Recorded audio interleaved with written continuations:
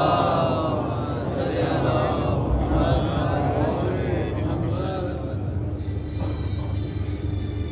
برائے نذر شہدائے کربلا واسیران اہل بیت علیہم الصلاۃ والسلام۔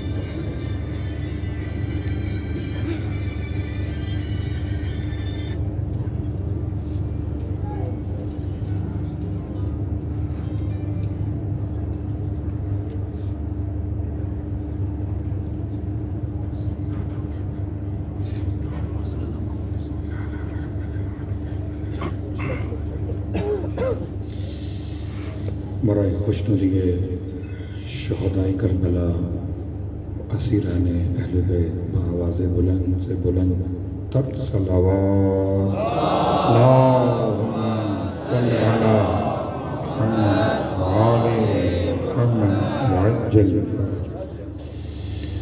اعوذ باللہ من الشیطان اللعین الرجیم، بسم اللہ الرحمن الرحیم۔ الحمد للہ رب العالمین، الصلاة والسلام علی اشرف الانبیاء والمرسلین، سیدنا ابی القاسم محمد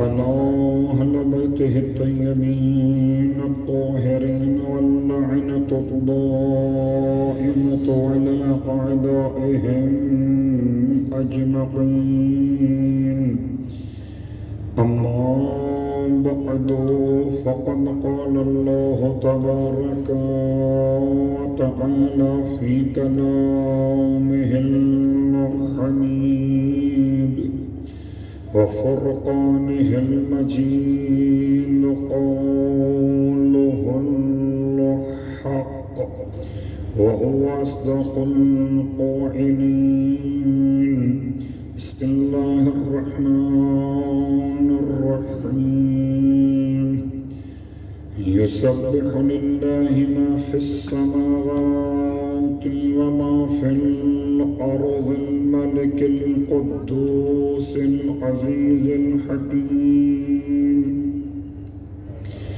هو الذي بعث في الأميين رسولا منهم يتلو عليهم آياته ويزكيهم ويعلمهم الكتاب والحكمة وإن كانوا من قبل لفي ضلال مبين۔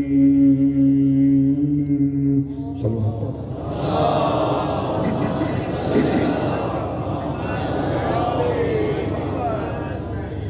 تعریف ہے اس خدا کے لیے جس کی رحمتوں کے نتیجے میں سانسوں کی آمد و رفت جاری و ساری ہے۔ ہر سانس کی آمد پر بھی شکر خدا واجب ہے، اور ہر سانس کے اخراج پر بھی شکر خدا واجب ہے، اور تمام ہدیہ درود اور سلام ان ہستیوں کے لیے کہ جن کی وجہ سے سانسوں میں خوشبو شہادت جاری و ساری۔ الحمدللہ الذی جعلنا من المتمسکین بالقرآن العظیم وجعلنا من المتمسکین بولایت علی بن ابی طالب علیہ السلام۔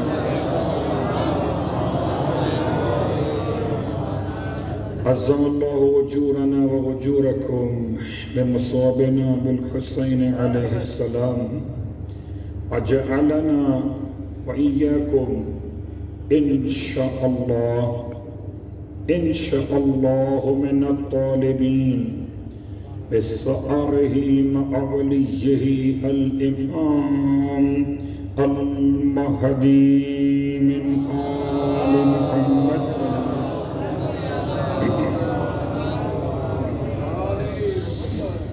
اما بعد شکر خدائے شہدا کہ پھر نصیب برائے ذکر شہدا، فرش عزائے سرکار سید الشہدا۔ آپ کی خدمت مقدس میں ایک ادنا سے طالب علم کی حیثیت کے ساتھ اس دولت یقین کو لے کر آیا کہ نقص اس طرف ہے، کمال اس طرف ہے، اور کسی نقص میں یہ کمال نہیں کہ کمال کے کمال کو بیان کر سکے، کسی نقص میں یہ کمال نہیں کہ کمال کے کمال کو بیان کر سکے۔ یہ تو شرف ان کا ہے کہ باوجود نقص کے قبول کر رہے ہیں، اور اس میں کوئی شک نہیں کہ جب کوئی نقص کسی کمال سے منسوب ہو جائے تو نقص رہتا ہی نہیں، پھر وہ کمال میں تبدیل ہو جاتا ہے۔ اس دولت یقین کے ساتھ آپ کی خدمت مقدس میں علماء کی خدمت صاحبان علم و ادب تشریف فرما ہے۔ دو آیتیں آپ کی خدمت مقدس میں محرم الحرام کی 12 تاریخ کربلا کی تاریخ سے کچھ باتیں بیان ہوں گی، کچھ باتیں آج، کچھ باتیں کل۔ 2 محرم سرکار سید الشہدا کے کاروان کی آمد، اور 11 محرم سرکار سید الشہدا کے کاروان کی رخصت۔ پھر 11 کے بعد کربلا میں 12 کو کیا ہوا،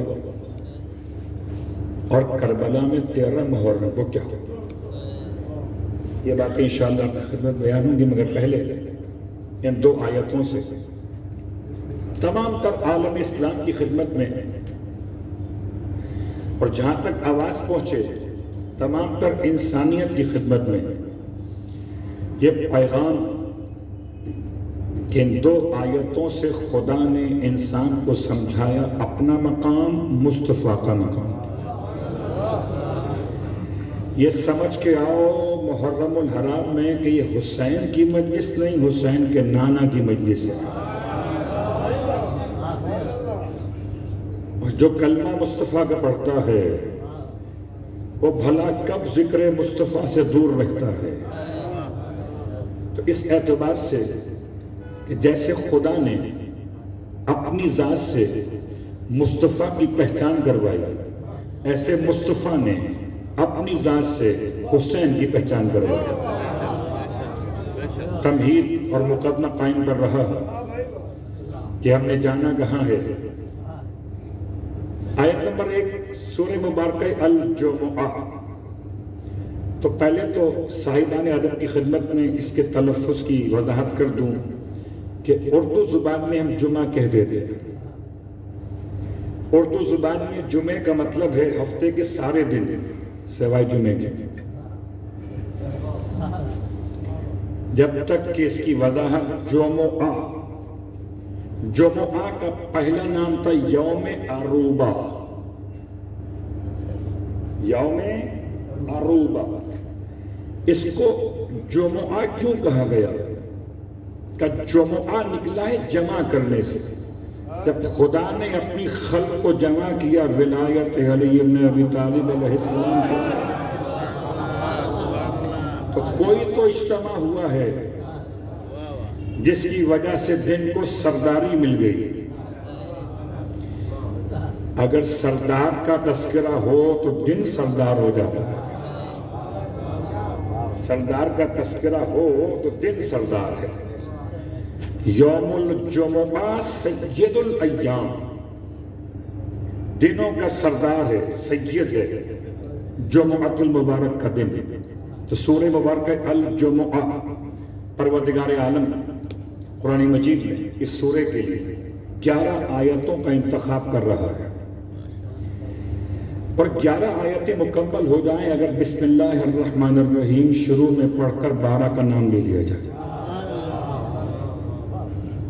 اب آئیے غور کیجئے اس کے پڑھنے کا شرف، پڑھنے کی فضیلت کہ ہم صرف سورہ جمعہ سنتے ہیں، پڑھیے بھی، شب جمعہ پڑھیے، روزے جمعۃ المبارک پڑھیے، تو سنت رسول خدا پہ عمل ہو جاتا ہے اور خدا پر لازم ہو جاتا ہے کہ بہشت کو واجب کر دے جو شخص سورہ مبارکہ جمعہ کی تلاوت کرے۔ اور یقیناً اس برکت کے ساتھ آپ کی خدمت میں ہماری آیت نمبر 1 پر غور کرتے ہیں۔ ان 11 آیتوں میں سے پہلی آیت ہے یسبح للہ ما فی السماوات وما فی الارض الملک القدوس العزیز الحکیم۔ تسبیح بیان کرتے ہیں، پاکیزگی بیان کرتے ہیں، خدا کی ذات کو بے عیب قرار دیتے ہیں، خدا کی ذات میں کسی نقص کے نہ ہونے کا اعلان کرتے ہیں اور کرتے رہیں گے۔ یسبح للہ ما فی السماوات وما فی الارض، وہ سب کے سب جو آسمانوں میں ہیں، وہ سب کے سب جو زمینوں میں ہیں۔ لفظ تسبیح مصدر ہے۔ اب یہ الگ بات ہے کہ آج کل ہمارے یہاں تسبیح کا مطلب ہے وہ جو ہاتھ میں لیے ہوتے ہیں اسے تسبیح کہتے ہیں۔ یہ تسبیح نہیں ہے، اسے سبحتن کہا جاتا ہے۔ تو سمجھیے اپنی زبان میں کہ کاؤنٹر، اس پر کاؤنٹ کر سکتے ہیں۔ اصلاً تسبیح وہ ذکر خدا ہے، اسی لیے تسبیحات اربع، 4 تسبیحات ایک مجموعہ، یہ تسبیح نہیں ہے، ذکر خدا ہے۔ اور تسبیح سیدہ فاطمہ الزہرا صلوات اللہ علیہ،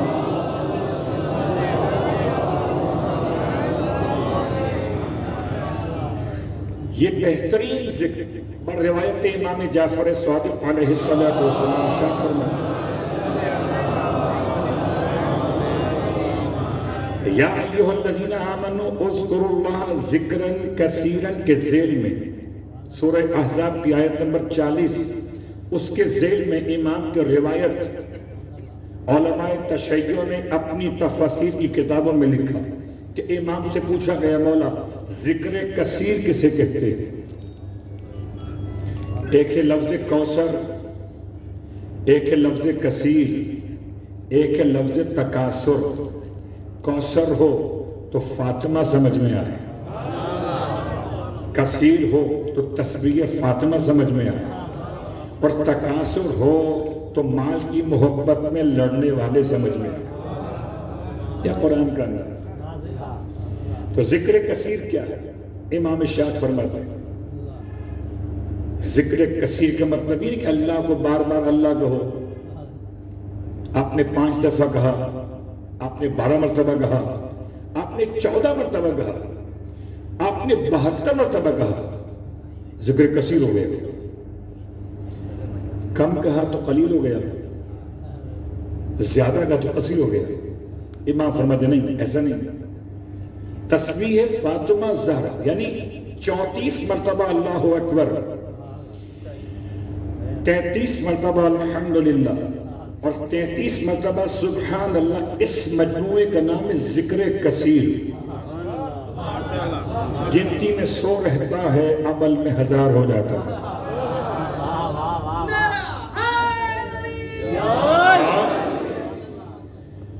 تو یہ تو تولنے والے کا مسئلہ ہے،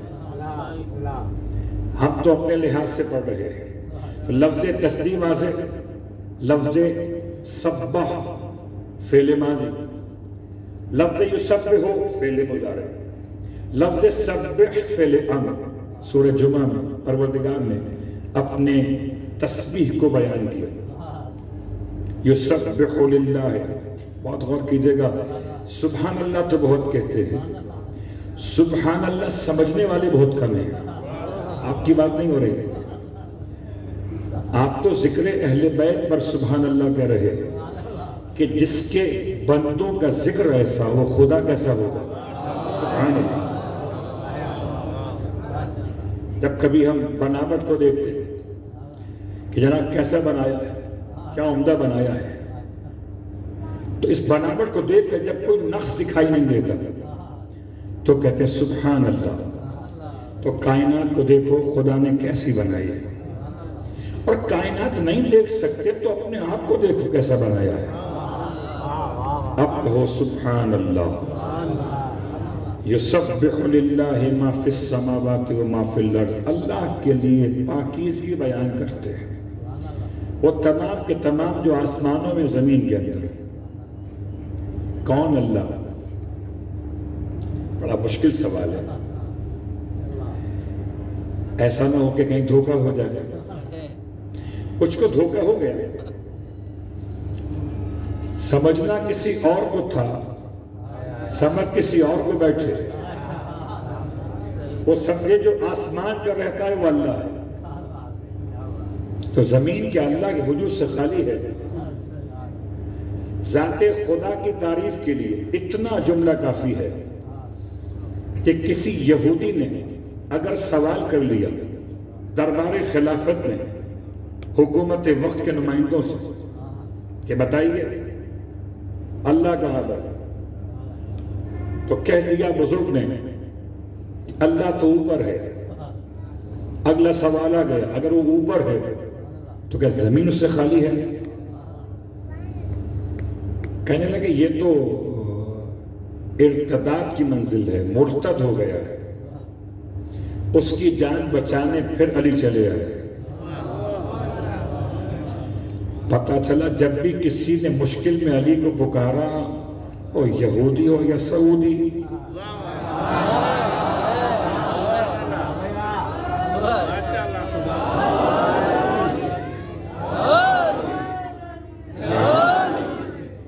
چلے آئے مولا. مولا کا کام تو مدد کرنا ہے. یہودی سے سوال کیا کیا کہتے ہو تم؟ کہ میں اللہ کا پتہ پوچھتا ہوں. خلیفہ وقت سے اللہ کا پتہ پوچھ رہا ہے. اور جس سے اللہ کا پتہ نہ ہو، بہت آسان ایڈریس ہے، مشکل نہیں ہے. اللہ کا ایڈریس چاہیے تو علی سے پوچھ لو. آپ فرماتے من عرف نفسہ، جس نے اپنے نفس کو پہچان لیا. عرف ربہ، رب کو پہچان لیا. لیکن عجیب بات کر رہے اللہ تو اوپر ہے. امام نے شاہ فرمایا سن، اگر میں تجھے تیری کتاب سے بتا دوں، کتاب توریت سے، نبی بھی تیرا، کتاب بھی تیری، بات میری. اگر کتاب میری ہو، مکتب میرا ہو تو تجھے یقین کب آئے گا؟ تو کتاب بھی تیری. جس نبی کو تو مانتا ہے اس کی بات پڑھ رہا. امام فرماتے ہیں کتاب توریت کا حوالہ دیا، فصل، عبارت نمبر، زبان عبرانی کے اعتبار سے، پھر ترجمہ کیا عربی کے اندر. سن، تیری کتاب میں لکھا ہے کہ ایک دن موسیٰ ابن عمران علیہ السلام بیٹھے ہوئے تھے کہ ان کی خدمت میں ایک فرشتہ سلام کے لیے حاضر ہوا اور سلام کر کے خدمت میں کھڑا ہو گیا. آپ نے سلام کا جواب دے کے فرمایا کہ تم کہاں سے آتے ہو؟ کہتا ہے 7ویں آسمان سے اللہ کے پاس سے آتا. کچھ دیر میں گزری تھی، ایک اور آ گیا. فرشتے تو بہت ہیں نا، ایک اور آ گیا اور اس نے آ کے اللہ کے نبی کو سلام کیا. آپ نے سلام کا جواب دیا. پوچھا کہاں سے آتے ہو؟ کہ 7ویں زمین سے آتا ہوں اللہ کے پاس. 7واں آسمان، 7ویں زمین. ایک اور آ گیا، پھر سلام کیا. وعلیکم السلام، کہاں سے آتے ہو؟ کہ مشرق سے آتا ہوں اللہ کے پاس سے. پھر آ گیا، کہاں سے آتے ہو؟ مغرب، اللہ کے پاس سے.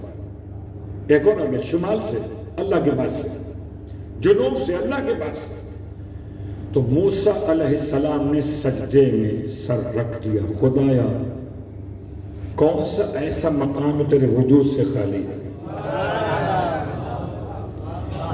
تو قبلہ لفظ اللہ کو سمجھنے کے لیے ہم آیت سے استفادہ کر رہے تھے یسبح للہ ما فی السماوات و ما فی الارض، خالی آسمان والے نہیں بلکہ زمین والے بھی جس کی تسبیح بیان کرتے ہیں وہ ایک ہی اللہ ہے۔ اس اللہ کی پہچان کیا ہے؟ الملک، بادشاہ، اللہ بڑا بادشاہ ہے۔ القدوس، اور ایسا بادشاہ ہے اس میں کوئی نقص، کوئی عیب، کوئی ظلم، کوئی زیادتی نہیں پائی جاتی۔ القدوس، بہت سے بادشاہ ملیں گے، بادشاہ تو ہیں اکڑے ہوئے ہیں، بادشاہ تو ظلم کر رہے ہیں، زیادتی کر رہے ہیں۔ خدا صرف ملک نہیں ہے، خدا قدوس بھی ہے۔ پھر آیت آگے بڑھے گی، العزیز، خدا عزیز بھی ہے۔ کچھ بادشاہ اگر نرم دل ہوتے ہیں تو ان کی حکومت کمزور رہتی ہے۔ جناب سلمان مدائن میں گورنر ہی تو ہے مگر کمزور ہے۔ لوگ سمجھ رہے تھے تو اللہ والا مسلح پر بیٹھا ہے، جو چاہو کرو شہر میں۔ اللہ والے نے کچھ نہیں کیا، نہ پولیس کو الرٹ کیا، نہ بلایا قانون نافذ کرنے والوں کو، ارے جس کے لیے کل کافی ہو جاتے ہوں۔ شہر کے تمام کلبس کو جمع کر کے، تمام کتوں کو جمع کر کے کہا آج کے بعد سے تم جانو اور شہر کی حفاظت جانے۔ اگر بادشاہت کی بات ہے تو اللہ بادشاہ بھی ہے، قدوس بھی ہے، ظلم نہیں کرتا، اور اس کی حکومت العزیز، غالب بھی ہے، سب پر غالب ہے۔ الحکیم، اس کا کوئی عمل حکمت سے خالی نہیں۔ 4 صفات بیان ہوئی اس آیت نمبر 1 میں سورہ مبارکہ الجمعہ میں اللہ کی شان، اور 5ویں، اور ہم تو 5 کے بغیر ہلتے نہیں ہیں، ڈھونڈ ڈھانڈ کے کہیں نہ کہیں سے 5 میں نکال لیتے۔ آیت نمبر 2، اس کی صفت نمبر 5 ہے وَهُوَ الَّذِي بَعَثَ فِي الْأُمِّيِّينَ، وہی تو اللہ ہے جو بادشاہ ہے، جو قدوس ہے، جو عزیز ہے، جو حکیم ہے، وہی تو اللہ ہے جس نے بَعَثَ فِي الْأُمِّيِّينَ، امیین میں مبعوث کیا، رسولاً منہم، ان میں سے ایک رسول کو مبعوث کیا، رسالت کے منصب پر کسی کو فائز کیا اور اس کی پہچان بتائی۔ اب اگر خدا سمجھنا ہو تو خدا کو خدا سے کہاں سمجھو گے؟ خدا کو مصطفیٰ سے سمجھو۔ کون مصطفیٰ؟ ختمیہ مرتبت احمد مجتبی محمد مصطفیٰ صلی اللہ علیہ وسلم۔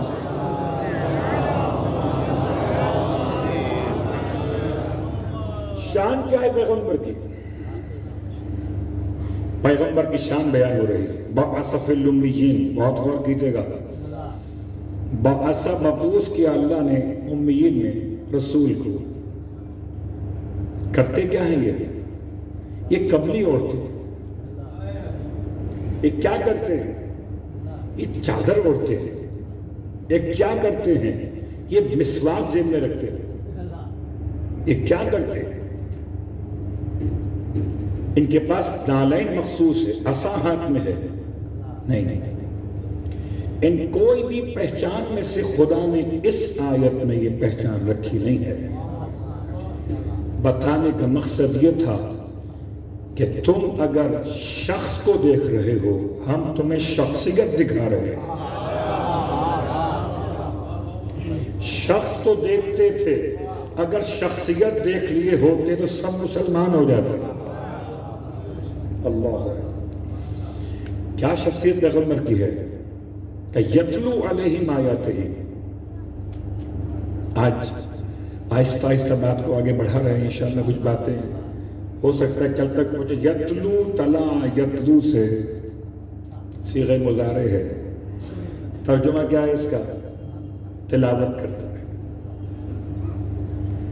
جب صیغہ مضارع آ گیا اس کا مطلب تلاوت کرتا ہے اور کرتا رہے گا، تو رہے گا تو تلاوت کرے گا نا۔ تم نے تو پیغمبر کی موت کا فیصلہ ہی کر لیا، اور ایسا فیصلہ کیا کہ تم نے پیغمبر کے نام کے آگے سے یا ہی نکال دیا۔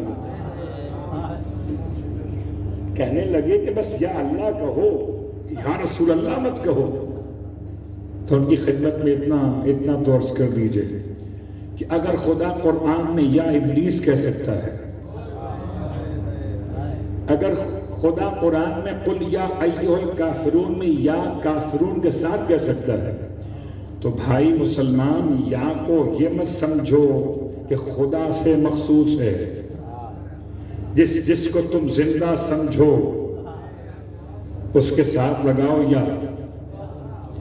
کلمہ تو پڑھتے ہو زندہ محمد کا،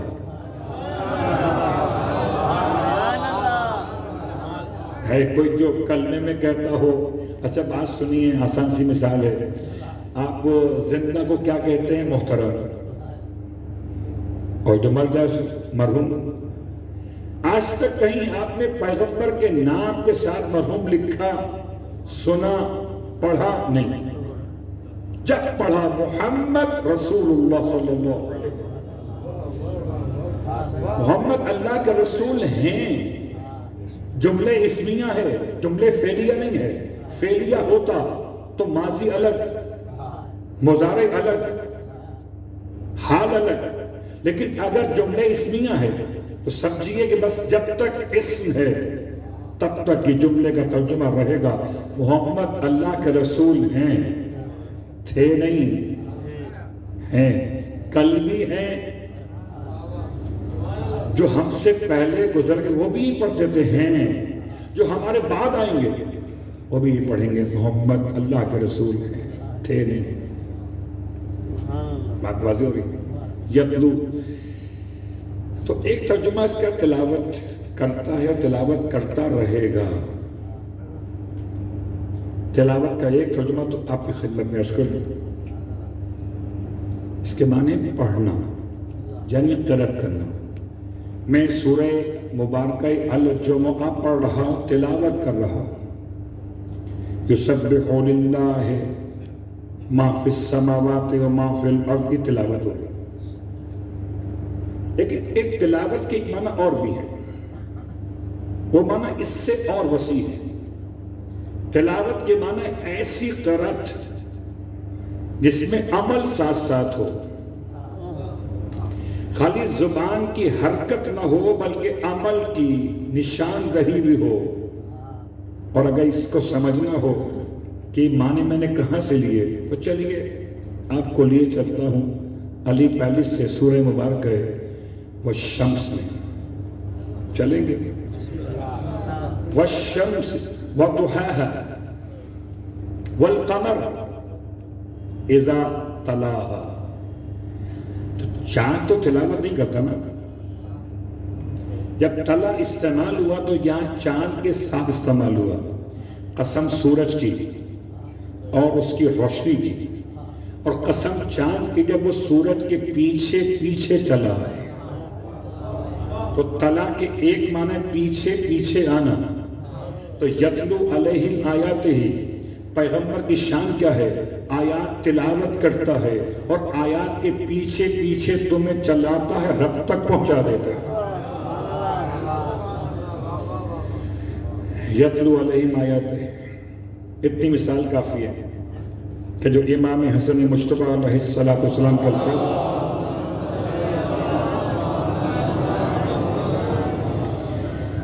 امام کے بہترین کلمات، احتجاجات، علامہ طبرسی علیہ الرحمہ نے کتاب الاحتجاج میں امام علیہ السلام کے احتجاج میں ایک احتجاج کو بیان کیا۔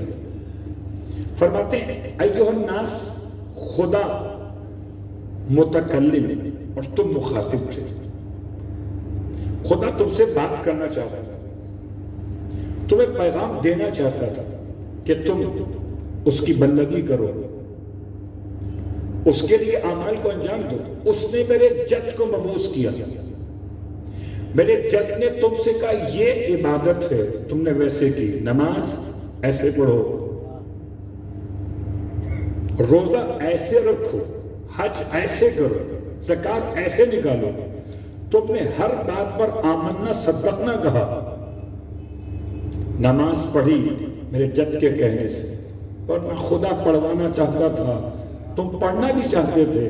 پڑھتے کیسے؟ جب تک بیچ میں مصطفیٰ نہ ہوتا. تو اگر خدا کی دی ہوئی نماز تم تک بغیر مصطفیٰ کے نہیں پہنچتی, تو تمہاری پڑھی ہوئی نماز مصطفیٰ تک کیسے, اللہ تک کیسے پہنچے گی مصطفیٰ کے بغیر؟ خدا کی نماز, خدا کا روزہ تم تک پہنچے. امام سب سے اقرار کروا رہے, جی بالکل ٹھیک فرمایا آپ نے. فرمایا جب تم سب باتیں مان رہے تھے, تم نے نماز مان لی, روزہ مان لیا, زکات مان لی, حج مان لیا, قبلہ مان لیا, قیامت کو مان لیا, جب امامت بتائی تو ماننے سے انکار کر دیا. اچانک کیا ہوا؟ وہی نبی جو نماز بتا رہا تھا, نماز بتاتے ہوئے تو نبی تھا, جب امام دکھایا. اللہ, الفاظ کے اعتبار سے خدا کے رسول کی شان یتلو علیہم آیاتہ, اس کی آیات کو تلاوت کرتا ہے اور کرتا رہے گا. صیغہ مضارع 1 دوسرا مقام, وَيُعَلِّمُهُمُ الْكِتَابَ وَالْحِکْمَةَ, اور وَيُزَكِّيهِمْ ترتیب میں یزکیہم یا پہلے, اور وہ ان کے نفوس کو پاک کرتا ہے اور پاک کرتا رہے گا. ایسا نہیں ہے کہ کل کرتا تھا آج نہیں کرتا, کرتا تھا اور کرتا رہے گا. پھر وَيُعَلِّمُهُمُ الْكِتَابَ وَالْحِکْمَةَ, وہ کتاب اور حکمت کی تعلیم دیتا تھا اور دیتا رہے گا. 3 صیغے استعمال ہوئے صیغے مضارع. پہلا یتلو, دوسرا یزکی, تیسرا یعلم. یہ 3 صیغے بتا رہے ہیں کہ بعثت تو ایک مرتبہ ہے, بعث صیغہ ماضی ہے, اور مقصد بعثت مسلسل ہے. اور اگر تمہیں سمجھ میں نہ آئے مسلمان تو آؤ غور کرو کہ مصطفیٰ کی بعثت کو زمانہ گزر گیا, مقصد بعثت کو آگے بڑھانے والا کون مثل مصطفیٰ کا؟ کوئی تو ہے جو آیت کی تلاوت کر رہا ہے, کوئی تو ہے جو آج یزکیہم میں تزکیہ نفوس کر رہا ہے, کوئی تو ہے جو آج کتاب اور حکمت کی تعلیم دے رہا ہے. اگر تمہیں کہیں اور نہ ملے تو آؤ فرش ادا پر آؤ, ہم بتا دیتے ہیں کہ اللہ کے حبیب نے دنیا سے جانے سے پہلے تعارف کرا دیا تھا کہ انا اولنا محمد, وَأَنَا أَوْسَطُنَا محمد, وَأَنَا آخِرُنَا محمد, وَأَنَا كُلُّنَا محمد. ہم سب کے سب محمد ہیں.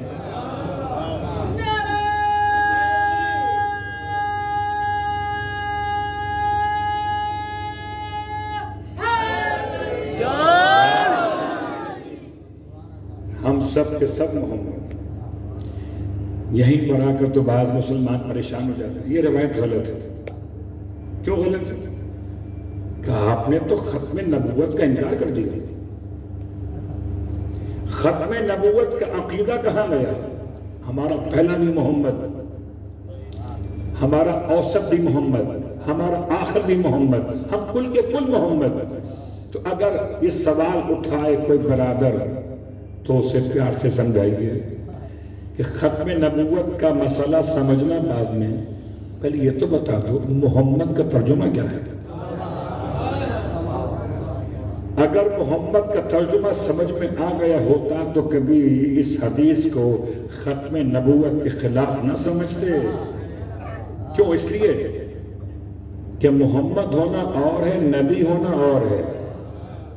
اگر ہم یہ روایت اپنے آپ پڑھ رہے ہوتے کہ اللہ کے حبیب نے فرمایا کہ ہمارا پہلا بھی نبی, ہمارا اوسط بھی نبی, ہمارا آخر بھی نبی, ہم سب کے سب نبی, تو آپ کہہ سکتے تھے، الفاظ یہی ہیں، الفاظ تو یہ کہ ہمارا اول بھی محمد، ہمارا اوسط بھی محمد، ہمارا آخر بھی محمد، ہم سب کے سب محمد ہیں۔ تو محمد ہونا منصب کا نام نہیں ہے، محمد ہونا تو کردار کا نام ہے۔ نبوت ہے منصب، اور رہی بات ختم نبوت کی، تو ختم نبوت کا عقیدہ جتنا مضبوط تشیع کا ہے اتنا مضبوط کسی اور مسلک کا نہیں۔ کیوں؟ اس لیے یہ سارے مسالک قابل احترام ہیں، لیکن ختم نبوت کی دلیل ہے امامت کا عقیدہ۔ اگر عقیدہ امامت نہ ہو تو ختم نبوت سمجھ میں نہ آئے۔ غور کیجئے گا، سرکار ختمیہ مرتبہ صلی اللہ علیہ وآلہ وسلم کی بارگاہ سے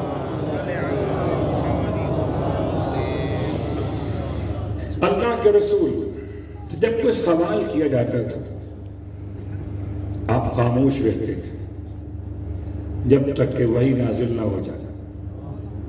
کیوں؟ وَمَا يَنْطِقُ عَنِ الْهَوَىٰ إِنْ هُوَ إِلَّا وَحْيٌ يُوحَىٰ۔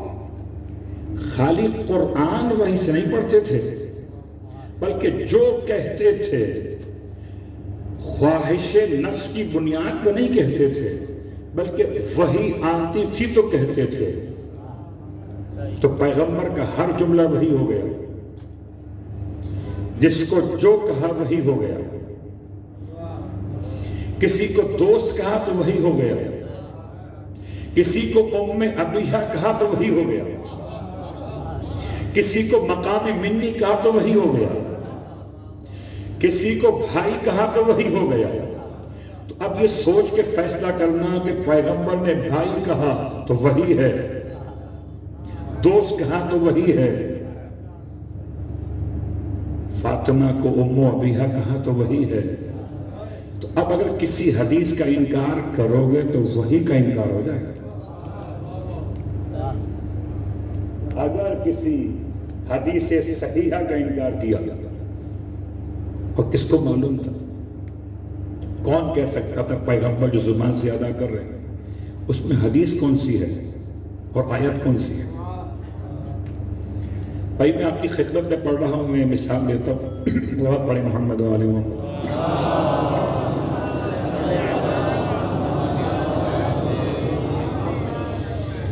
کبھی ایسا ہوتا ہے کہ وہ انسان کو عربی نہیں آتی، اور یہ واقعہ میں پڑھ رہا ہوں اس لیے کہ یہ خاص طور سے میرے عنوان سے منسلک ہے۔ ہمارے والدین عراق میں رہے 6 مہینے، ان کو عربی نہیں آتی، گئے تھے مولا کی زیارت میں، 6 مہینے وہاں پر رہے، اور صدام سے پہلے کا زمانہ جب مارشاء اللہ اناؤنس ہوا عراق میں، اس وقت وہیں پہ تھے، اور بس میں کئی سفر زیارت پہ جا رہے تھے، اور بس میں لگا ہوا تھا اس زمانے میں ریڈیو۔ اب یہ سمجھ رہے تھے پاکستانی کہ یہ تلاوت قرآن ہو رہی ہے، وہاں خبریں آ رہی تھی، وہاں عربی میں خبریں آ رہی تھی۔ اندازہ کب ہوا؟ جب اس افراتفری کو بس سے لوگ اتر کے جانے لگے، گھبرانے لگے کہ اب کہیں جا کر پناہ لی جائے، ہو سکتا ہے آرمی یہاں پر آ جائے، تب پتہ چلا یہ قرآن نہیں ہو رہا تھا، یہ تو عربی میں خبریں آ رہی تھی۔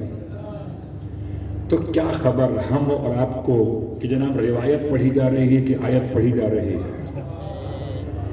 تو قسم بخدا ذائقہ بالکل ایسا ہی جیسے قرآن کا ویسے حدیث کا، ٹیسٹ میں کوئی فرق نہیں ہے کہ دونوں مصطفیٰ کی زبان سے آئے ہیں، اور فرق اتنا ہے کہ جسے محمد نے قرآن کہہ دیا اسے قیامت تک کوئی حدیث نہیں کہہ سکتا، اور جسے پیغمبر نے قرآن نہیں کہا وہ حدیث ہو گیا۔ اللہ تو اللہ کے رسول چپ رہتے تھے، بولتے نہیں تھے۔ پوچھا گیا یسألونک عن الأہلة، پوچھا نبی سے لوگوں نے آ کر چاند کے بارے میں، یہ چاند کیا ہوتا ہے؟ اب خاموش ہے. یسألونک ماذا ينفقون، پوچھا گیا خرچ کیا کریں، آپ خاموش ہیں. یسألونک عن الساعۃ، پوچھا قیامت کے بارے میں، آپ خاموش ہیں. لوگ سوال کر رہے ہیں، آپ خاموش ہیں. پوچھا گیا ذوالقرنین کے بارے میں، آپ خاموش ہیں. کب تک خاموش ہیں؟ جب تک کہ وحی نہ آ جائے. سمجھانے کے لیے ہے، جب تک کہ وحی نہ آ جائے. اور جب کبھی امیر کائنات سے اللہ کے رسول کے زمانے سے لے کر آپ کے زمانے تک پوچھا گیا، آپ نے رکے بغیر جواب دیا. وہ رکتے تھے، وہ ان کی شان تھی. یہ نہیں رکتے تھے، یہ ان کی شان ہے. نادان نہ سمجھے کہ علی کو محمد سے بڑھا دیا. محمد کا رکنا شان نبوت ہے، علی کا نہ رکنا شان امامت ہے. کیا مطلب؟ کہ جب تک وحی آ رہی تھی مصطفیٰ وحی کے انتظار میں رکتے تھے. اگر علی بھی رکتے تو لوگ کہتے ان پر بھی وحی آتی ہے. ان کا نہ رکنا شان امامت ہے، ان کا رکنا نبوت کی شان تھی. اللہ اکبر. اگر سرکار ختم یہ مرتبہ احمد مجتبی محمد مصطفیٰ صلی اللہ علیہ وسلم بیان کر رہے تھے کہ انا اولنا محمد وانا اوسطنا محمد، تو مسلمان پریشان کیوں ہو گیا؟ یہ سب کے سب محمد ہیں، نبی نہیں ہیں. کیونکہ نبی ہونا منصب کا نام ہے، محمد منصب کا نام نہیں ہے بلکہ کردار کا نام ہے. جب محمد ہوگا تو یتلو علیہم آیاتہ ویزکیہم ویعلمہم الکتاب والحکمہ. کسی نے پوچھا امام رضا علیہ السلام سے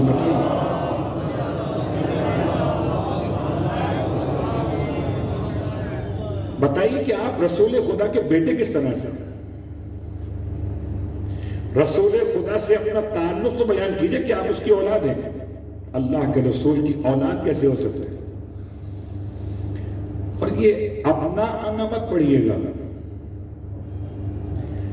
ارشاد فرمائے اپنا آنا نہ پڑھو تو انفسنا پڑھ دیتا ہوں. تو چاہے نفس مصطفیٰ سمجھ لو تب بھی ہم مصطفیٰ والے ہیں، چاہے اپنا آنا میں بیٹے سمجھ لو تب بھی ہم مصطفیٰ کی اولاد ہیں. تو اللہ کے رسول کے الفاظ کے ساتھ ختم نبوت کے مسئلے کو حل کرنے کے لیے ایک آخری جملہ آپ کی خدمت میں عرض کر دوں، پھر باتیں انشاءاللہ کل ہوں گی. الفاظ کیا ہیں؟ کیسے پہچانیں کہ نبوت ختم ہو گئی؟ پہچان کے لیے الفاظ اللہ کے رسول کی حدیث. جب جا رہے تھے تبوک کی طرف غزوہ کے لیے تو امیر المومنین کو مدینے میں چھوڑ کے جا رہے تھے. کچھ یار دوستوں نے امیر المومنین کو یہ کہہ کر پریشان کیا کہ دیکھو آپ کو چھوڑ دیا بچوں میں عورتوں میں، ہم تو پیغمبر کے ساتھ جا رہے ہیں، آپ کو چھوڑ دیا ہے. کہتے ہیں روایت کے اعتبار سے اللہ کے رسول کی بارگاہ میں مولا حاضر ہوئے. یا رسول اللہ یہ سب کیا کہہ رہے ہیں میرے بارے میں؟ آپ نے ارشاد فرمایا یا علی اما ترضی، یا علی کیا تم اس بات پہ راضی نہیں ہو؟ انت منی بمنزلت ہارون من موسیٰ الا انہ لا نبی بعدی. آج بھی ختم نبوت کے مرکز پر جلی حروف میں یہ حدیث لکھی ہوئی ہے. اگر یہ حدیث نہ ہوتی تو ختم نبوت کا سمجھنا آسان نہ ہوتا. ارے علی کو مان جاؤ تو ختم نبوت سمجھ میں آ جائے گا. ورنہ بہت سی حدیثیں سلوات پڑھے محمد والے محمد.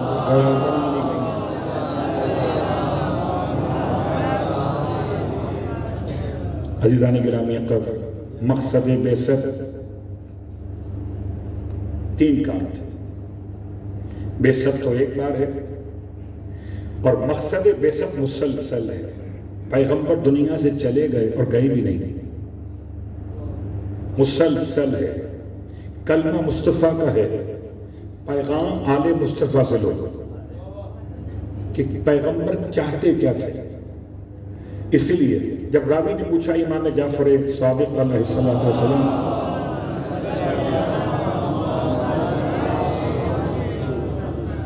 کہ مولا مقصد بعثت کیا تھا پیغمبر کا، جو آپ فرماتے ہیں انما بعثت لأتمم مکارم الاخلاق، یہ کیا ہے مولا؟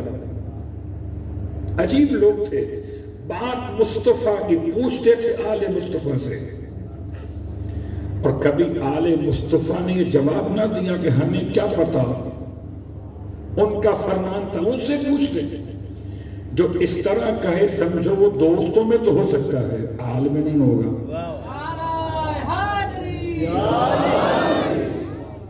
جو یہ کہہ کر آپ کو جواب نہ دے، اللہ کے رسول کے بارے میں سوال امام سے کیا گیا کہ آپ کے جب نے فرمایا تھا کہ مجھے مبعوث کیا گیا کہ میں مکارم الاخلاق کو مکمل کروں، بتائیے کیا ہے مکارم؟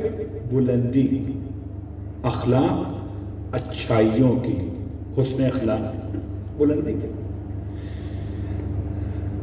مجھے نہیں معلوم تھا کہ میں جب یہاں پہنچوں گا تو کتنی سیڑھیاں اوپر بنائی ہیں اس علی پالیس میں آنے کے لیے، مجھے نہیں معلوم تھا۔ پھر اسٹیج پہ جب آئے نہیں معلوم تھا مجھے، 1 2 3 4 5 کس کو معلوم تھا؟ جس نے بنایا ہو، جس نے سجایا ہو، جس نے یہاں کام کیا اسے معلوم ہو۔ تو اخلاق کی جو مکارم ہیں وہ کون بتائے گا؟ وہی بتائے گا جو مصطفیٰ جیسا ہوگا، اور جو مصطفیٰ جیسا نہیں ہے اسے تو سیڑھیاں چڑھنا ہیں، اسے کیا پتا سیڑھیاں کتنی ہیں۔ ارشاد فرمایا 3 باتیں مکارم الاخلاق میں ہیں۔ پہلی بات فرماتے ہیں یاد رکھو کہ جو تم پر ظلم کرے اسے معاف کر دو۔ پہلا سبق آسان نہیں ہے قبلہ، آسان نہیں ہے، مقصد بعثت ہے، شہداء کے سوئم کی مجلس ہے، کیا کریں ہم کہ جو ظلم کرے اسے معاف کرو۔ آپ پر ظلم، دین پر نہیں، آل محمد پہ نہیں، جو آپ پر ظلم کرے اسے معاف کر دو۔ خاندان میں، قبیلے میں، قوم میں، چاہنے والوں میں ہو جاتی ہے اونچ نیچ تو معاف کر دو، پہلی سیڑھی ہے۔ کلمہ طیبہ پڑھنے والا ہر مسلمان سمجھ لے پہلی سیڑھی مکارم الاخلاق کی کہ جو تم پر ظلم کرے اسے معاف کر دو۔ پھر آپ فرماتے ہیں کہ جو تم کو محروم کرے اسے عطا کر دو۔ اللہ اکبر۔ ہم تو کہتے ہیں کہ جو محروم کرے گا اس کو محروم کریں گے، جو عطا کرے گا اسے عطا کریں گے، کہ ہم آدمی ہیں تمہارے جیسے۔ یہ نعرہ سیاسی تو ہے، مذہبی نہیں ہے۔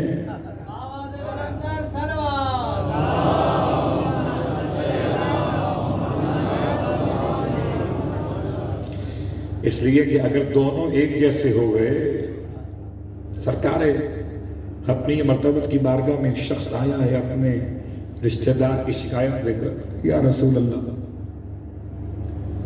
میں اپنے رشتہ دار سے بہت تعلقات رکھتا ہوں، سلام دعا کرتا ہوں، مگر وہ مجھے سلام کا جواب نہیں دیتا۔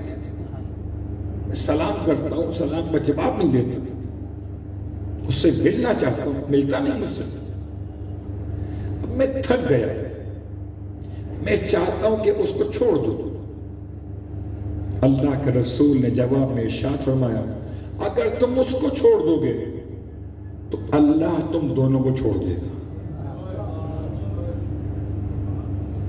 کچھ لوگ اگر ذہن میں یہ بات لے کے بیٹھے ہوں کہ ہم بہت کر چکے، ایک جملہ یاد رکھیں کہ یہ سوچ کے عمل انجام دیں کہ میرا عمل میرے ساتھ جائے گا، اس کا عمل اس کے ساتھ جائے گا، میں سلام کرنے والوں میں ہوں گا، وہ سلام کا جواب چھوڑنے والوں میں ہوگا۔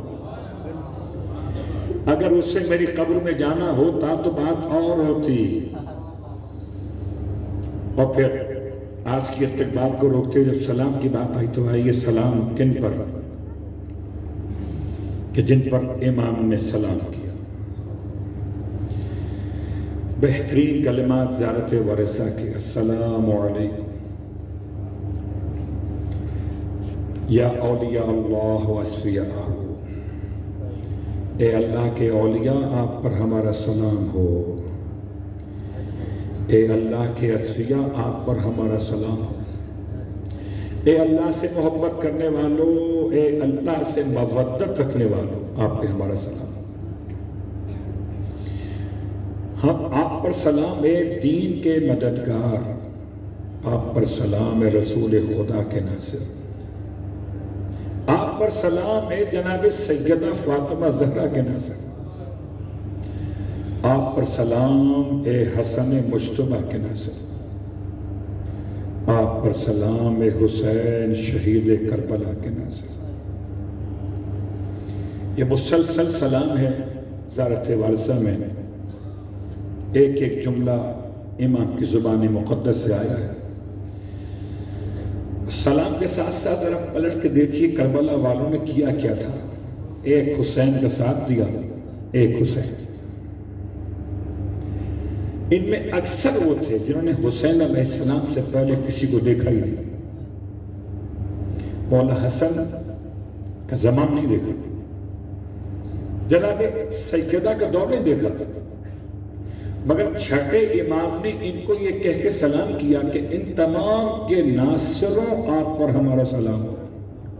پتہ چلا اگر کسی نے اس زمانے میں مولا حسین کی مدد کی تو مولا حسین کی مدد کا مطلب تھا پچھلے تمام 4 معصومین کی مدد۔ اور اگر آج کوئی امام زمانہ کی مدد کرے تو اس کا مطلب پچھلے تمام 13 معصومین کی مدد ہے۔ کتنا بڑا اعزاز ہے، اللہ اکبر، کیا مدد کرنا ہے۔ آئیے آج ذرا کربلا، سخت ترین وقت ہے کربلا، لوگ اپنے طور سے جاتے ہیں، سلام پیش کرتے ہیں کربلا میں۔ پوچھئے علماء سے پوچھئے کہ زائر کسے کہتے ہیں؟ جو زیارت پہ جاتے ہیں۔ امام نے زائر کو بلایا تھا یا ناصر کو؟ حل من ناصر، کئی الفاظ مجھے نہیں ملے کہ حل من زائر، حل من ناصر ینصرنا، ہے کوئی جو ہماری مدد کرے۔ وہ حل من مغیث یغیثنا، ہے کوئی جو ہماری فریاد کو پہنچے۔ وہ حل من ذاب یذب عن حرم رسول اللہ، ہے کوئی جو حرم رسول اللہ سے دشمنوں کو دور کرے، یذب عن حرم رسول اللہ۔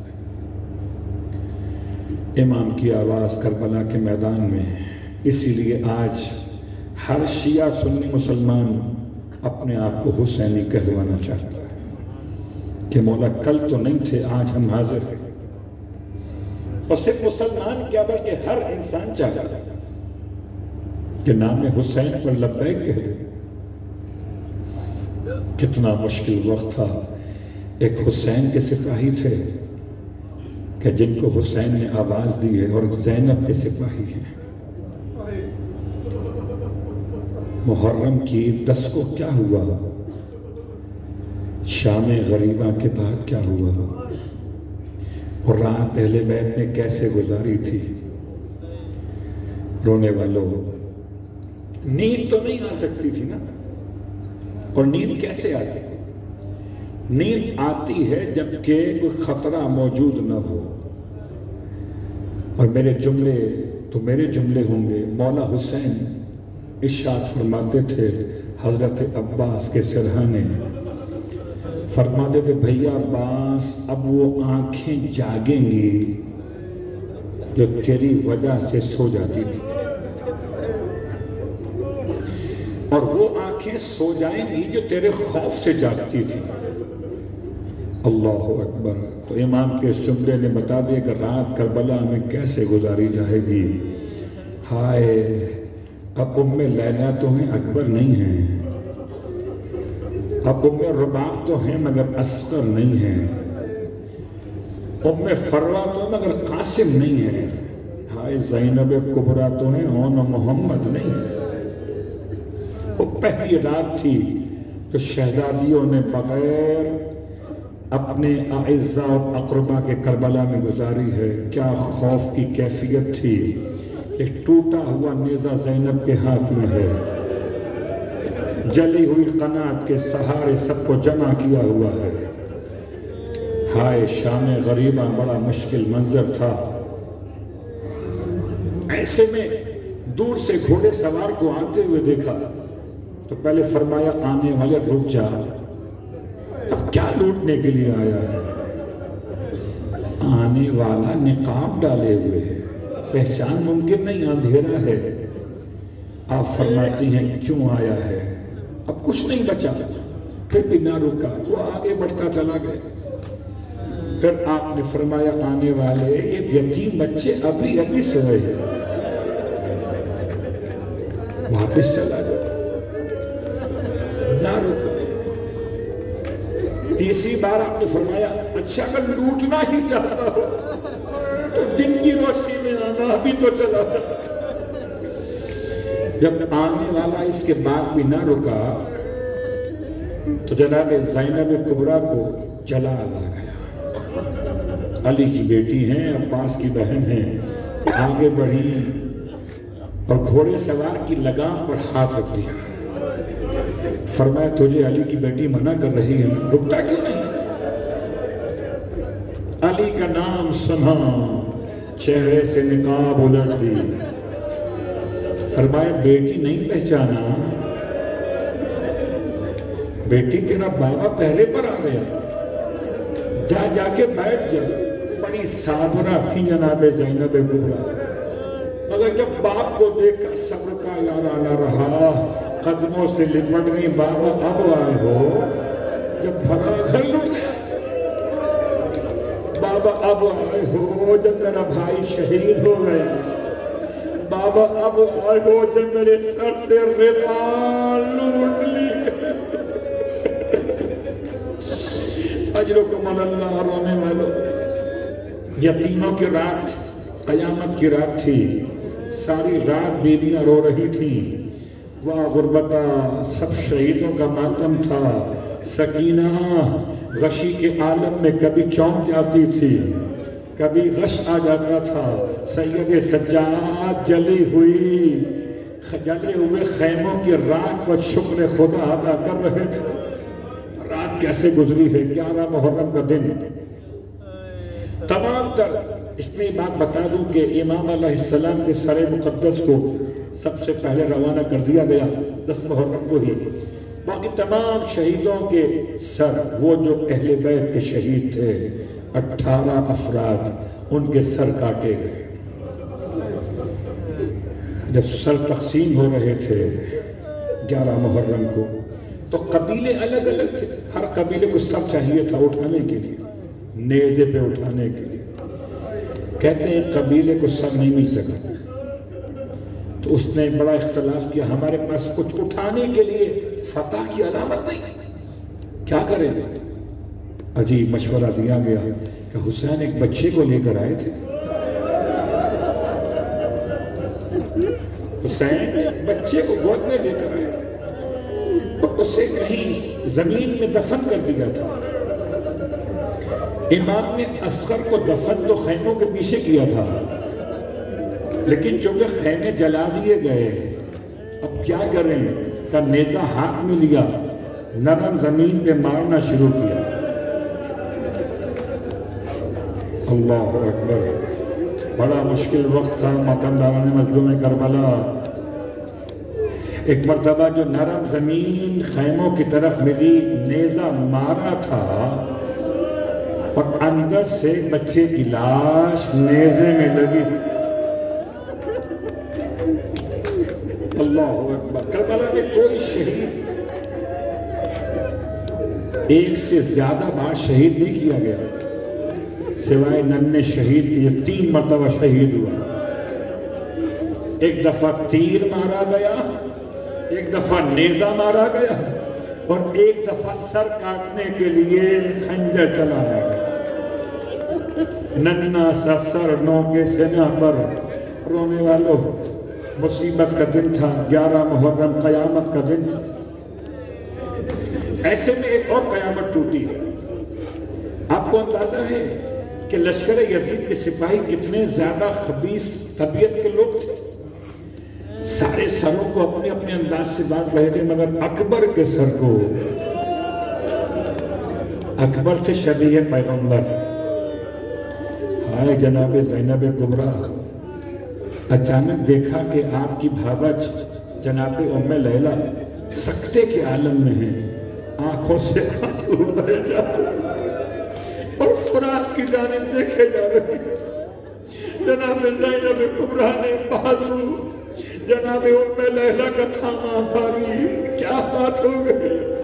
ایک مرتبہ چونک کے فرماتی ہے، شہزادی بڑا صبر کیا، لیکن سامنے منظر دیکھیے، یہ فرات کے کنارے اکبر کا قاتل اکبر کے سر کو بالوں سے پکڑے ہوئے ہیں، اکبر کے منہ پر پانی مار رہا ہے۔ شہزادی مجھے اکبر کا بچپنا یاد آ گیا، ارے کبھی میں اکبر کے منہ کو دلاتی تھی، آج اکبر کا قاتل ہے، بالوں سے سر کو پکڑے ہوئے فرات کے پانی سے اکبر کے منہ کو دھو رہا۔ اجرکم اللہ رونے والا۔ 11 محرم کو کیا کیا ہوا؟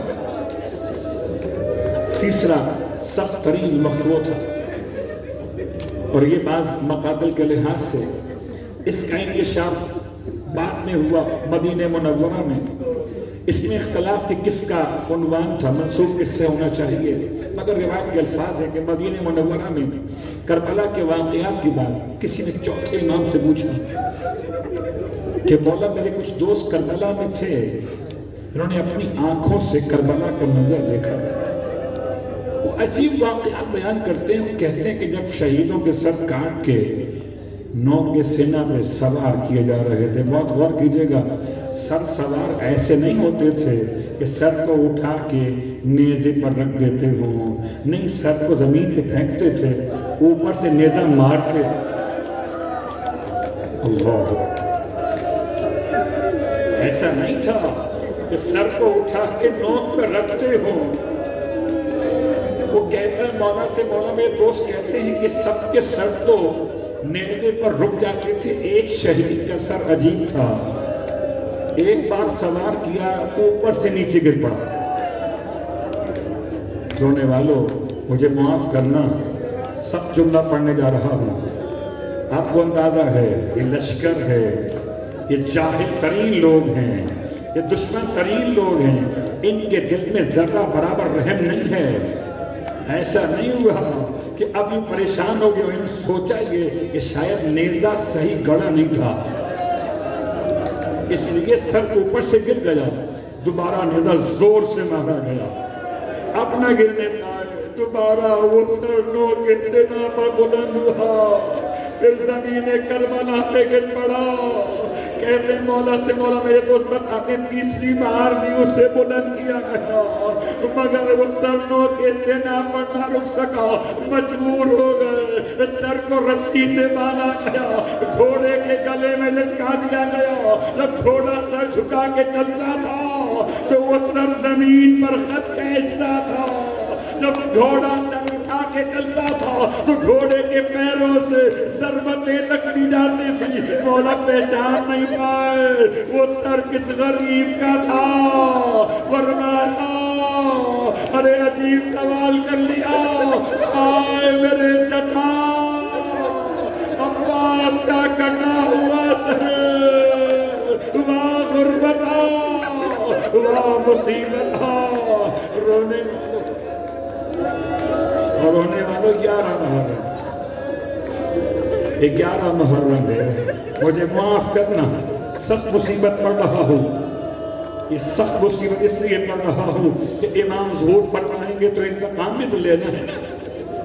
हाय ज़हरा का लाल, क्या गुर्बत का आलम था, क्या गुर्बत का आलम था। 11 मुहर्रम जब सर तस्लीम हो गए तो अब ऐसे ऐसे ऊंट लाए गए जिन पर आमारी नहीं है, कजावा नहीं है।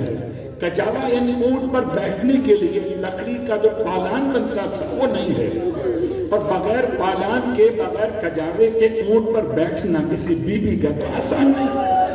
और अगर बीवी के हाथ बंधे हुए हो, अल्लाह होने वालों, ये आम सफर नहीं है। आपको अंदाजा जब पालान बांधा जाता है तो पालान की लकड़ी को थाम के ऊंट पे बैठा जाता है। वाह गुर्बता, ऐसे ऊंट लाए गए जिन पे कजावे न थे, हमारियां न थी। जनाब ज़ैनब कुबरा ने फरमाया, खबरदार करीब न आना, हम अपनी बीवियों को खुद सवार कराएंगे। एक एक बीवी का शाना थामा, आओ बहन उम्मे कुलसूम, आओ तुम्हें ज़ैनब सवार करा दे, आओ भाभी उम्मे लैला, आओ तुम्हें ज़ैनब सवार करा दे, आओ भाभी उम्मे फरवा, आओ तुम्हें ज़ैनब सवार करा दे। एक एक बीवी का बाजू थामती जाती है, बिठाती जाती है। अम्मा फिजा रो रही है शहजादी की खिदमत में। शहजादी मुझे खिदमत का मौका दीजिए। फरमाया अम्मा आज ज़ैनब सवार कराएगी।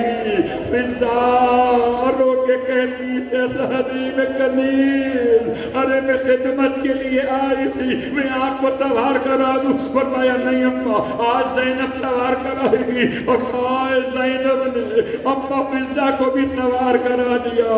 रोने वालों, जब सबको सवार करा दिया कोई बीवी बाकी ना रही बगैर सवार हुए। एक मर्तबा दाएं देखा, एक मर्तबा बाएं देखा, अपना कोई सवार कराने वाला दिखाई ना दिया। एक मर्तबा अलकमा पे निगाह उठ गई, आवाज दिया ना खिलफा, मेरे भाई कहाँ रह गए? जब मदीने से चली तूने सवार किया था, आओ पास आओ, ज़ैनब सवार होना चाहती है। बच्चों को मलता रोने वालों, अजीब कयामत का मंजर। आप तो फरियाद कर रही थी, अचानक जंजीरों की आवाज उभरने लगी। अब जो पलट के देखा बीमार भतीजा लंगर संभाले हुए, हथकड़ी बेड़ियों की जंजीरें संभाले हुए करीब आ गया। फूफी अम्मा, अगर चचा न रहे, अगर भैया न रहा, अगर बाबा न रहे तो बीमार भतीजा तो है, ये सवार कराएगा। हजरतुम अल्लाह रोने वालों, करबला 11 मुहर्रम को काफिला करबला से रवाना हो रहा है। वहाँ गुर्बता रोने वालों, बस एक जगह याद रखना, बड़ा मुश्किल वक्त है, बड़ा मुश्किल वक्त है। इसलिए कि लश्कर यजीद ने अपने अपने मकतूलों को मिट्टी में दबा दिया है। कोई यजीदी शख्स की लाश बाहर पड़ी हुई नहीं है। और शहीदान करबला की लाशों को कबाइल ने उठा के अलग कर लिया था। मक्तल से काफिला गुजारा गया तो एक ही लाश पड़ी रह गई थी, जिसका कोई उठाने वाला न था। जैसे ही लाश के करीब से सैयद सज्जाद को गुजारा गया, अरे चेहरे का रंग सख्त हो गया। करीब था कि जमीन पे गिर जाए और रूह सज्जाद परवास कर जाए। क्या करे ज़ैनब, बड़ा मुश्किल वक्त है। अरे भतीजे को संभाले कैसे, वो तो ऊंट पर थे बीवी। अजीब काम किया जनाब ज़ैनब ने, इमाम सज्जाद को बचाने के लिए अपने आप को ऊंट से गिरा दिया। ए आज़ादारो सलाम गाजी अब्बा, अरे आप कटे हाथों से घोड़े से गिरे थे, ज़ैनब बंधे हाथों से اونٹ کی بلندی سے گری. جیسے ہی جناب زینب کبریٰ نے اپنے ہاتھ کو گرایا امام سجاد کی توجہ ہٹ گئی. اب بھومی کو دیکھا اور کہا کہ بیٹا سجاد اپنے آپ کو سنبھالو, اگر تمہیں کچھ ہو گیا تو بیٹا یہ قافلہ کون آگے لے کے چلے گا. امام سجاد عجیب جملہ کہتے تھے, بھومی اماں جس کا جوان بیٹا موجود ہو اس کے باپ کی لاش ہے. اے بھومی اماں کیا میرا بابا مسلمان بھی نہ تھا؟ ظالموں نے اپنے مقتولوں کو دفن کر دیا. آئے میرا بابا. اجرکم اللہ. رونے والوں, امام کی لاش کو اس عالم میں دیکھنا آسان نہیں تھا, اس لیے ٹکڑوں میں بدن تقسیم تھا, ٹکڑوں میں بدن تقسیم تھا. آئے لاش کی غربت عجیب تھی. جناب زینب نے امام سجاد کو سنبھالا, اپنا حال غیر ہونے لگا. بھائی کی لاش کو دیکھا, ایک مرتبہ آسمان کو دیکھا, فرمایا واہ محمدہ صلی اللہ علیہ ملیک السماء. نانا رسول اللہ آپ پر تو آسمان کی ملائکت درود پڑھتے تھے. وہذا حسین کا, نانا یہ تیرا حسین ہے. مرمر بالدماء مقطع العادہ, خاک اور خون میں غلطہ ہے, آدھا جدا جدا ہو گئے. نانا بناتوں کا سب آیا, تیری بیٹیاں قیدی بنا دی گئی. نانا تیری بیٹیوں کے سر پہ چادر نہ رہی, فریاد کر رہی تھی. رونے والوں بس آخری جملہ, یہ دو تو آپ نے مسائل سن لیے, ایک بی بی اور ہے جس نے اپنے وارث کی لاش کو اس حالت میں دیکھا تو دل ہی دل میں کچھ باتیں کرنے لگی. کچھ سمجھ میں نہ آیا, سمجھ میں جب آیا جبکہ سارا راستہ یہ تاریخ بتاتی ہے کہ تب اگر کسی مقام پر سایہ بھی مل جاتا تھا, ایک بیوی سائے میں نہیں بیٹھتی تھی, دھوپ میں بیٹھ جاتی تھی. یہاں تک کہ مدینہ منورہ میں سخت ترین موسم تھا. جناب زینب کبریٰ نے فرمایا تھا امام سجاد سے, بیٹا اب اپنی ماں کو سائے میں لائیے, رباب دھوپ میں بیٹھی ہے, کہیں میرے بھائی کی نشانی کو نقصان نہ ہو جائے. امام قریب آئے, اماں سائے میں چلیے, سر جھکا کے کہتی بیٹا امام بن کے کہتے ہو یا بیٹا بن کے کہتے ہو. امام نے کلیجہ تھام لیا, اماں آج امام بن کے کہتا ہوں, بس ابھی سننا تھا. قدم اٹھایا ضرور, رخ کیا کربلا کا, ایک امام سے وعدہ کیا تھا جب تک رباب زندہ رہے گی نہ ٹھنڈا پانی پیے گی نہ سائے میں.